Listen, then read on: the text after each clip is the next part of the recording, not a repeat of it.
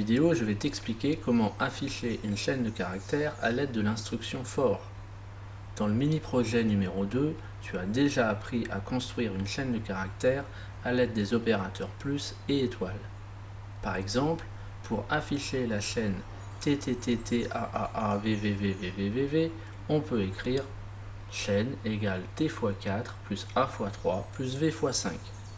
Les priorités sont les mêmes qu'en mathématiques.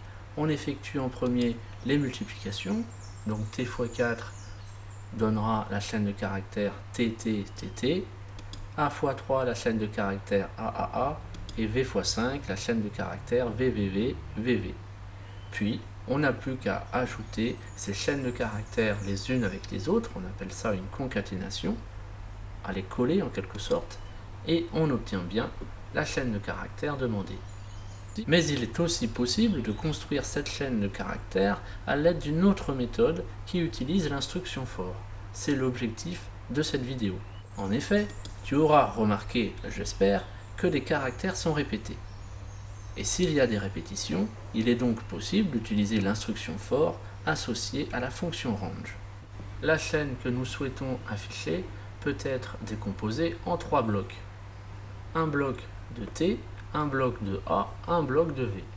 Le bloc de T est lui-même décomposé en 4 fois la même lettre, la lettre T. Le bloc A est lui-même décomposé en 3A et enfin le bloc de V peut se décomposer en 5V. Quand on utilise l'instruction for avec la fonction range, il faut réfléchir à 3 choses. Première chose, l'état de l'itération. Deuxième chose, le nombre de la variable qui contiendra l'état de l'itération. Et enfin, l'argument de la fonction range. Prenons l'exemple de la construction du bloc de T. Dans ce bloc, l'état de l'itération sera indiqué par des numéros, puisqu'il s'agit de répéter 4 fois la même chose. On aura ainsi le premier T, puis le deuxième T, puis le troisième T, puis le quatrième T. Le nom de la variable d'itération devra donc commencer par id, puisque ce sont des numéros. id t serait un nom judicieux, puisqu'il signifie numéro de chaque t. Il reste à déterminer le ou les arguments de la fonction range.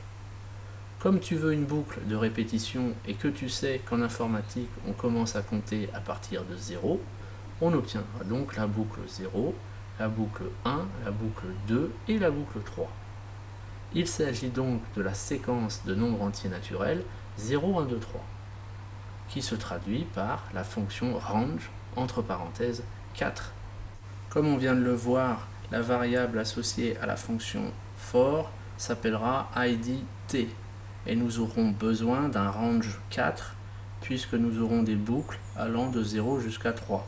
Boucle 0, boucle 1, boucle 2, boucle 3, ce qui fait bien 4 répétitions.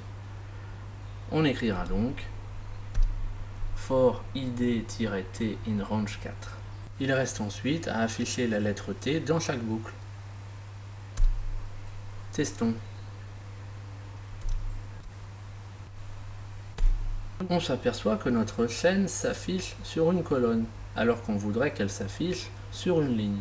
D'après toi, comment faut-il modifier ce code pour obtenir un affichage en ligne? Mets la vidéo sur pause et essaye de trouver la réponse.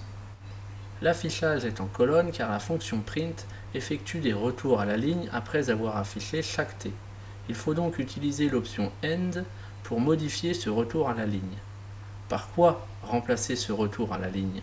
Comme on veut que tous les caractères soient collés les uns aux autres, on remplacera donc le retour à la ligne par le caractère vide. On insère donc une option end avec un caractère vide et surtout pas un espace, parce que sinon chaque t sera séparé par un espace. Exécutons ce code. Il nous reste donc à afficher la suite de la chaîne, c'est-à-dire les 3 et les 5V, en utilisant là encore des boucles de répétition. Quand on a fini d'afficher la chaîne de caractères en entier, il ne faut tout de même pas oublier d'aller à la ligne en utilisant une instruction print vide. Exécutons ce code.